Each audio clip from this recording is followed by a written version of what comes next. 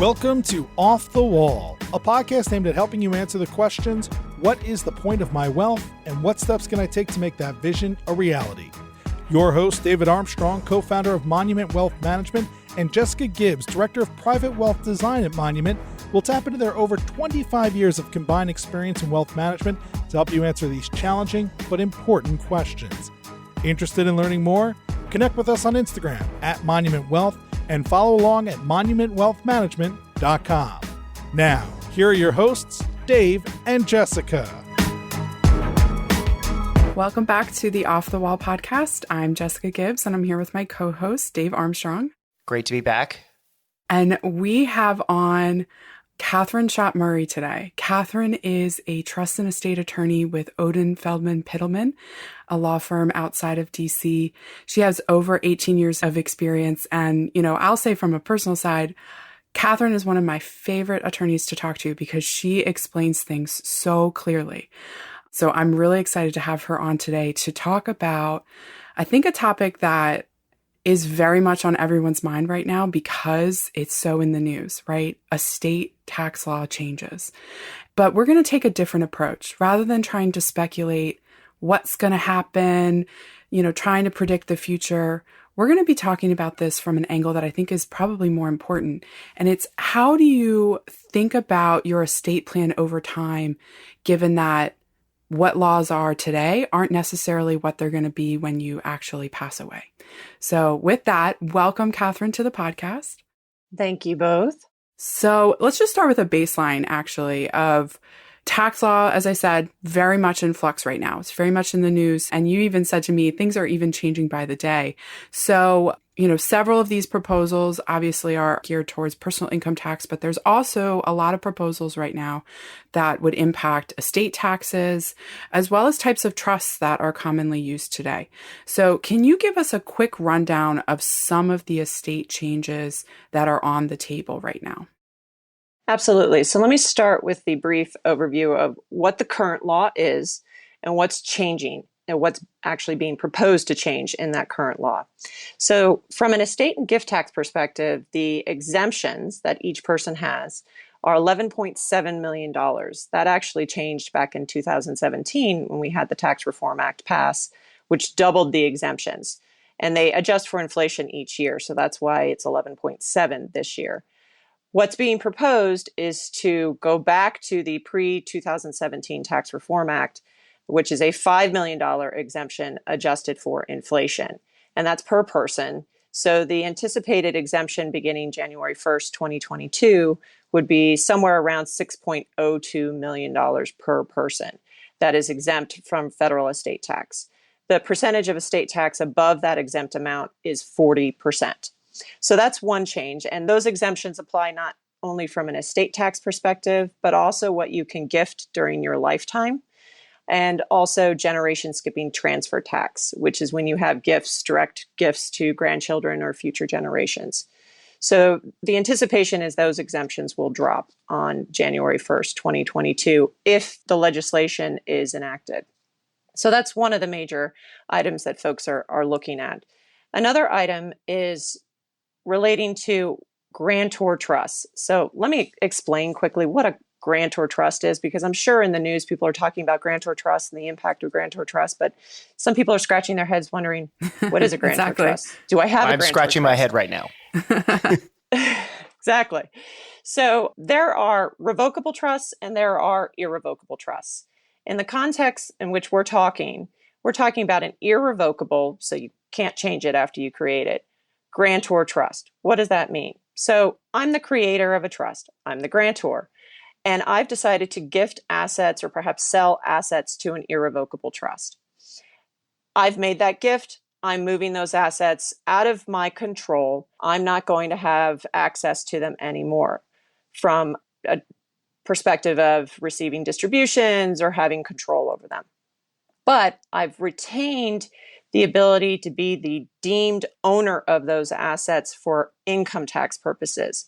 So as those assets generate income in the irrevocable trust, the income is allocated to me for tax purposes, so I pay the tax.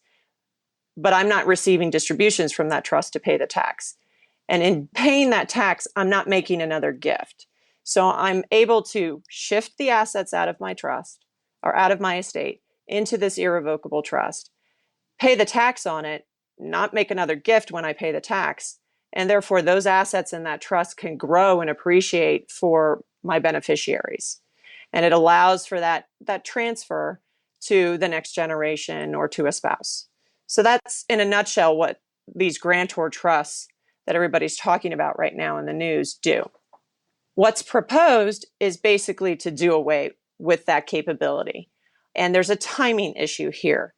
And the timing, at least when the House Ways and Means Committee came out with their proposals in mid-September, was to say that any trust that is created and funded before enactment is actually grandfathered under the current rules that I just described.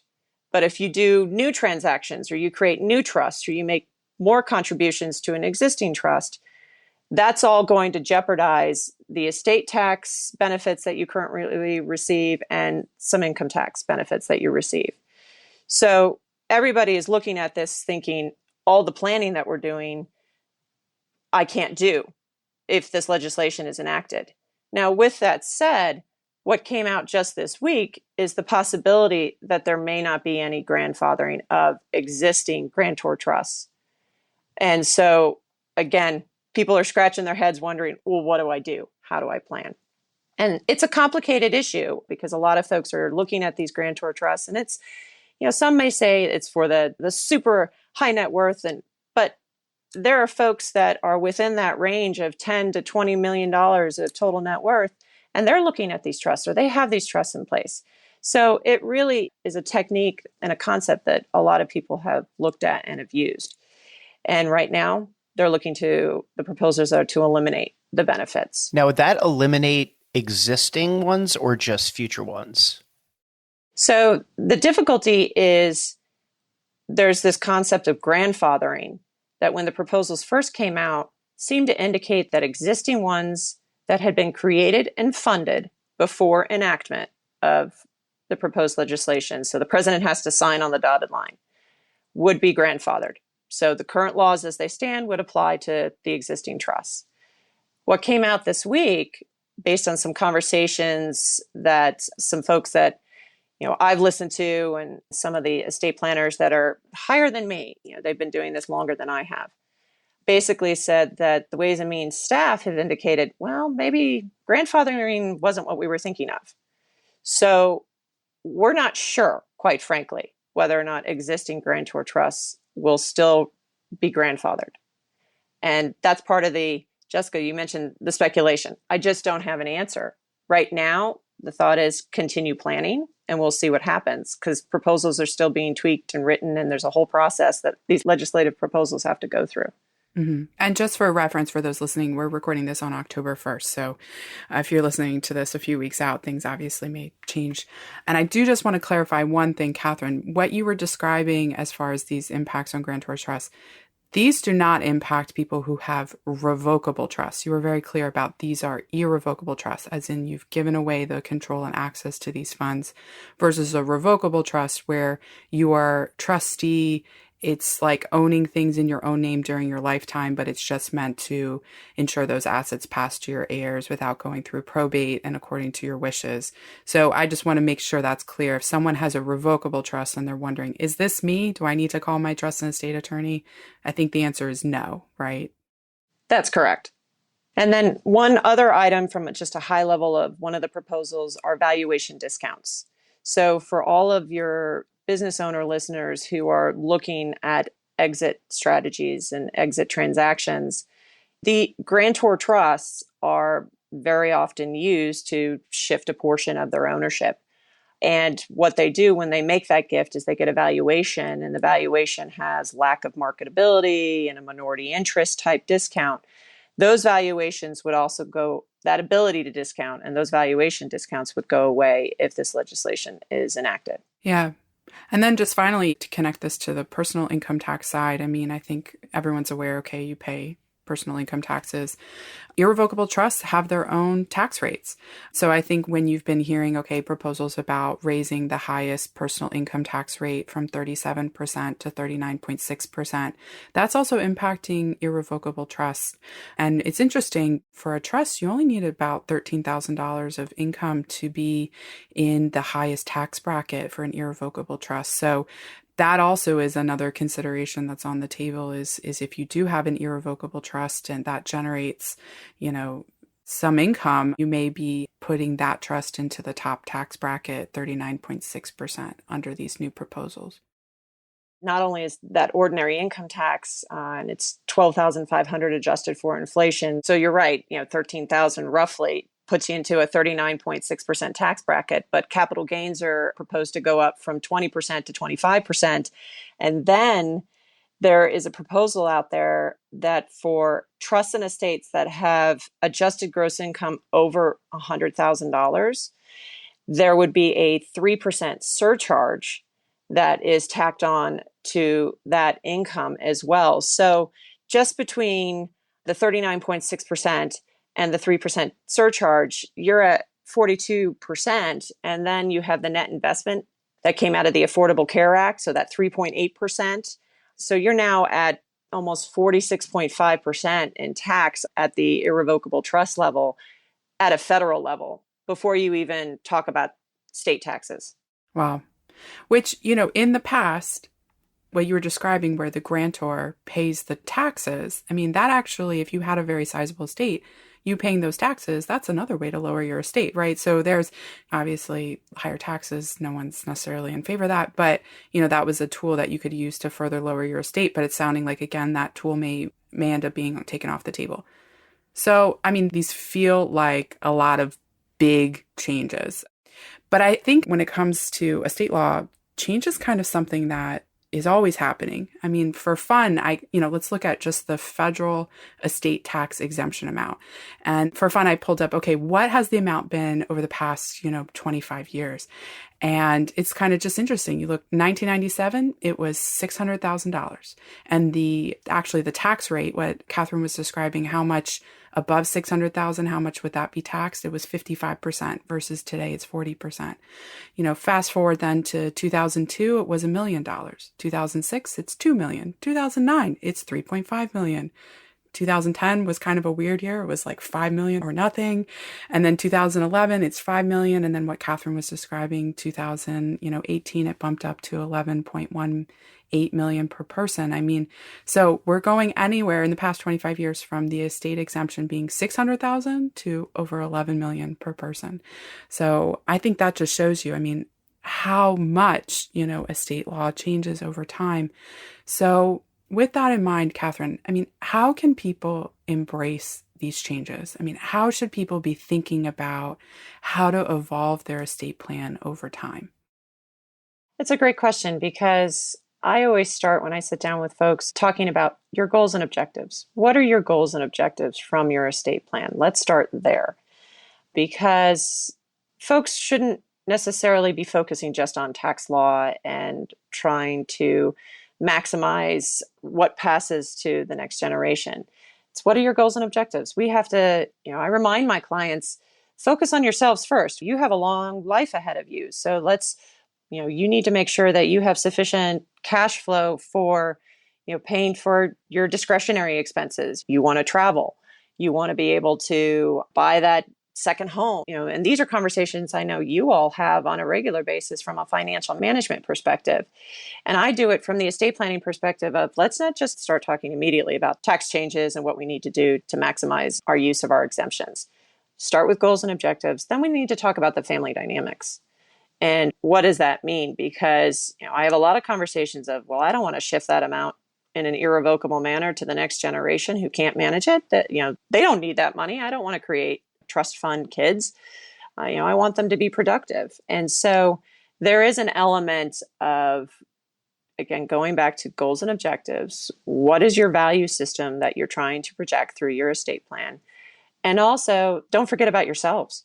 Don't forget about the fact that you may need long-term care. You may want to stay at home during any significant illness or any decline. That's going to take a large sum of money in order to keep you at home and provide for that 24/7 aides or home health aides that come in and make sure that they're there with you. That's such an important point, not just for trust and estate, but just across the planning universe, is that one of the things that Jessica and I see all the time, and I suspect you do too, is solutions in search of a problem. And the point about having to sit down and really assess what your goals and objectives is so important across all of the different spectrums of your financial life, whether it's trust and estate or insurance or investments or planning or anything like that. If you're not starting out with that question, that basic question, what are your goals and objectives?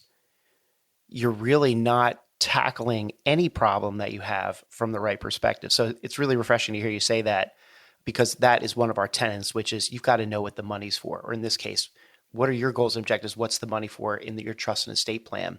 And that's just a really great point I want every listener to take away, which is if you're approaching solutions without identifying the problem, I think it's backwards. Absolutely. And there's part of the goals and objectives also involve what are your charitable wishes? And a lot of folks in the conversations that I've been having recently, they want to see the impact of their charitable dollars. And so that's part of, again, I'm sure you all are having the conversations. They want to make sure that they have the funds to make their charitable donations, and therefore they can see the impact of their dollars during their lifetime. And that's going to impact what's available, what may be left at the end of their lifetime, after they've gone through that charitable planning, after they've gone through taking care of themselves, or if they're married, their spouse, or if they have a significant other, their spouse. For those with disabled family members, their focus is on the here and now and not necessarily on, well, what are the tax laws doing?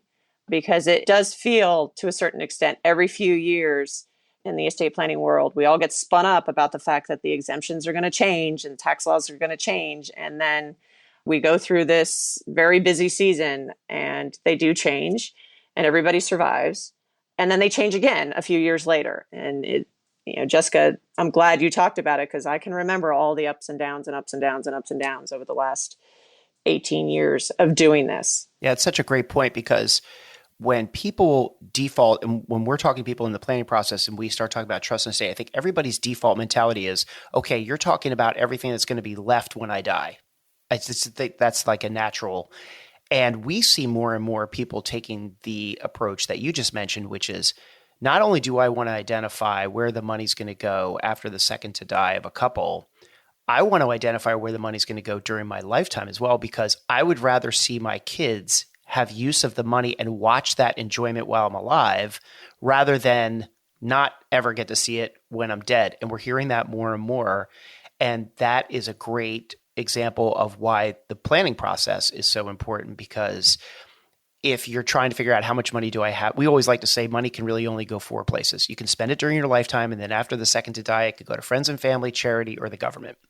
So if you can figure out what those four goals are for the money, we can cash flow plan for those things and show you how to allocate money to your family and to charity while you're alive, so you see it during the benefit, as well as incorporate your goals and objectives for after you're gone. And I think that's a huge takeaway as well. Yeah. I mean, another way to think about what you just said, Dave, is rather than, okay, giving to your kids while you're alive so that you can see them enjoy it and you can enjoy that, it's also giving to your kids while they're in their 30s or late 20s and they really need that money, versus when they're in their 60s and they're like already built up their portfolio and they really kind of don't need that inheritance because they've built a portfolio for themselves. So just to add to what you were saying, Catherine, one of the phrases we like at Monument, we like to say, we use this mostly in terms of investing, but it does apply to estate as well, is don't let the tax tail wag the dog, right? So we like to think of that, we mean by that is like, okay, don't let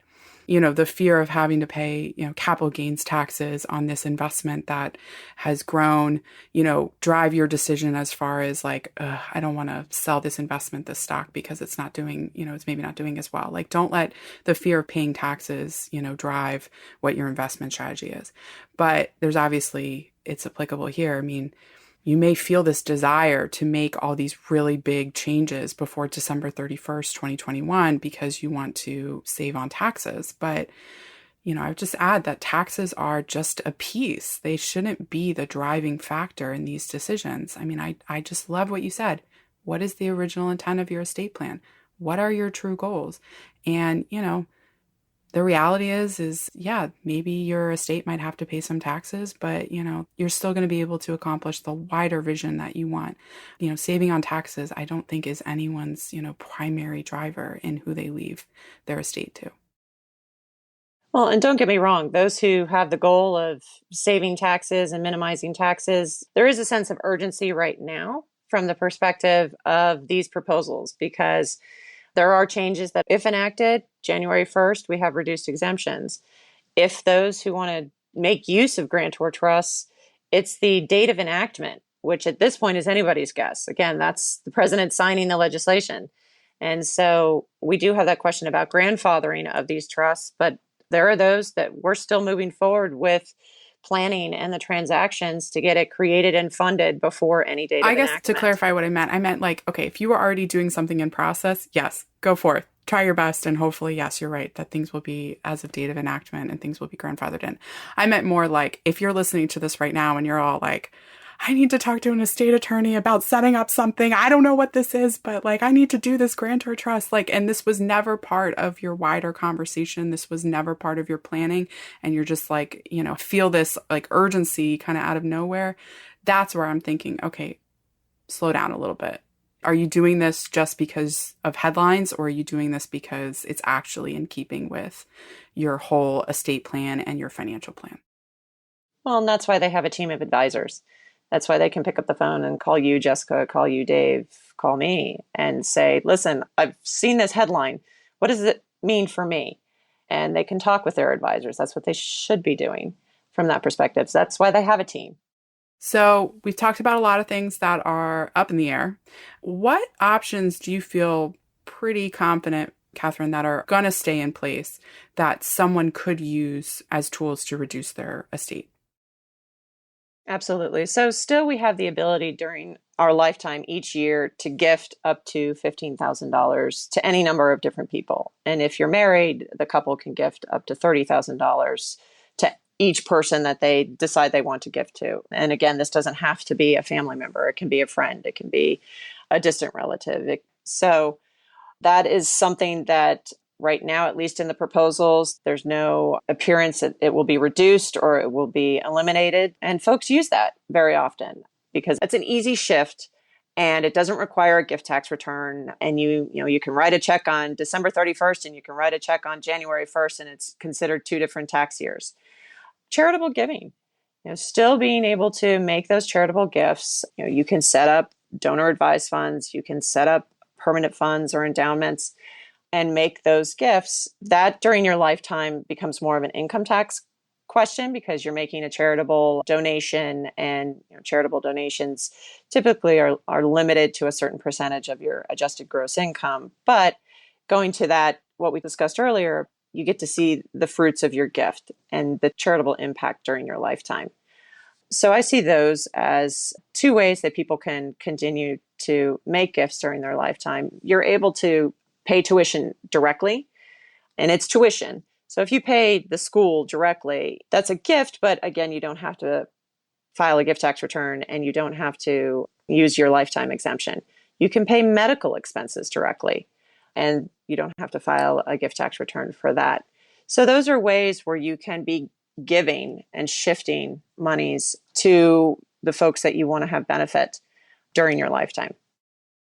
Yeah, we love donor advised funds here at Monument. We use them a lot. We've seen that very successful tool with our clients, both in terms of if someone has a big liquidity year, because they've sold a business or some sort of event, putting a large amount into a donor advised fund that year in order to get the full benefit of the charitable deduction in the year that they have higher income, but be able to space out donations to their favorite charities on their own timeline and actually invest in the donor advised fund as well if they wanted those assets to grow in order to make a larger transformational gift down the line.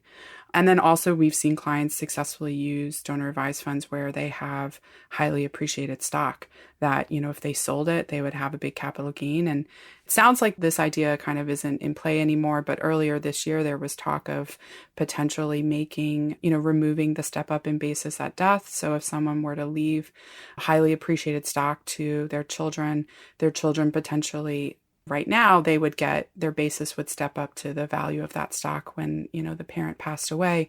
But an idea that was floating around was not doing that. So a child would still have a very significant gain that they'd have to pay capital gains taxes on.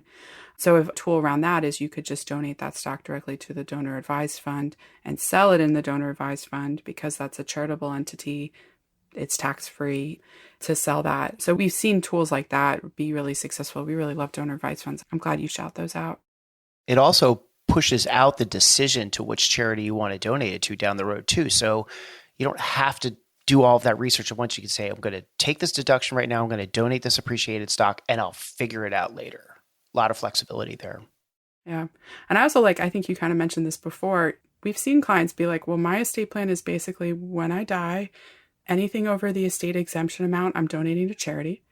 And then my estate will be the size of the exemption amount and I won't have estate taxes and my heirs will inherit whatever is left. We've seen people who have that as their method of this is how I'm going to not have estate taxes.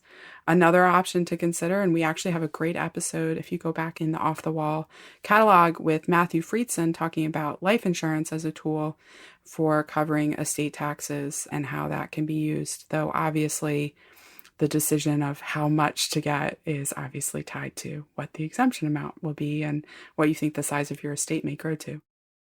Well, and you have to be careful now with the Grantor Trust rules because most irrevocable life insurance trusts are considered Grantor Trusts. And if those rules pass, an additional contribution, which is effectively what you do with an irrevocable life insurance trust, is the insured makes a contribution to the trust of the premium amount. That could create complication if these laws pass going forward and bring the irrevocable life insurance trust back into the estate.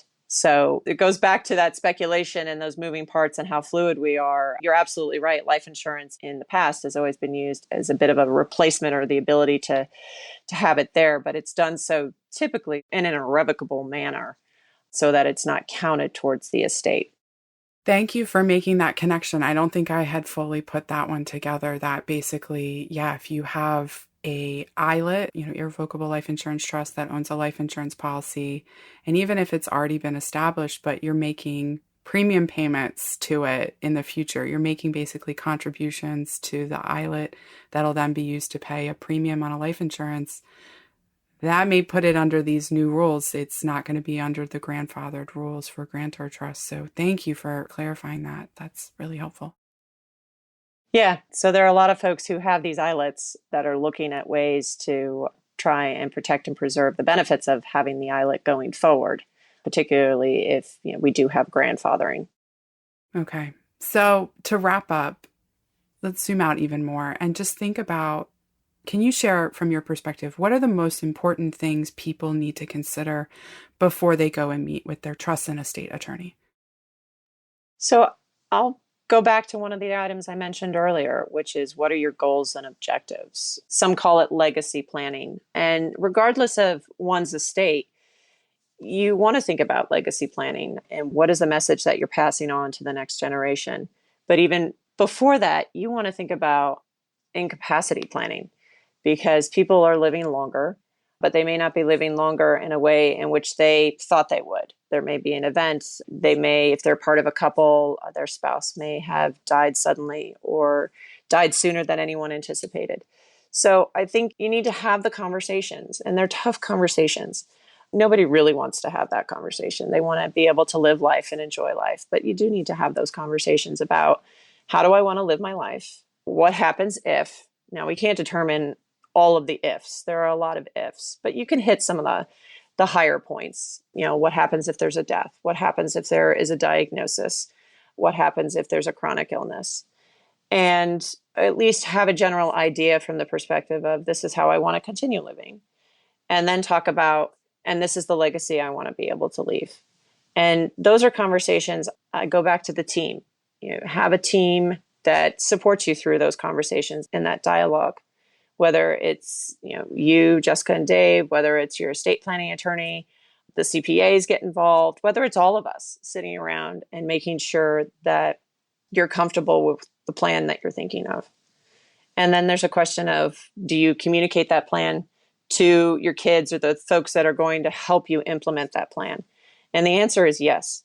To a certain extent, the more transparency, you don't need to get into dollars and cents. And, there should be no expectation from the next generation of anything, quite frankly. But if they're going to participate in the decisions, or if they're going to participate in the care, they should understand who are the people that are part of the team and what are the tools that they have available to them to make the decisions and to implement the plan. Well, Catherine, that was excellent. Thank you so much for joining us on the podcast. Hopefully, maybe we'll have you back in the new year and you can talk about, okay, what happened?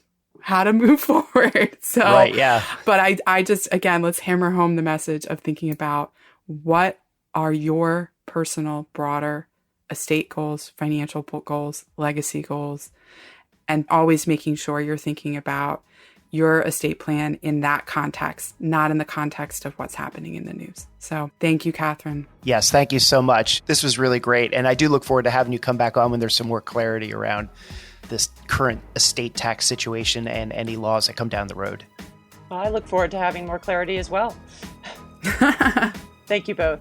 It's been great. Thanks. Thanks.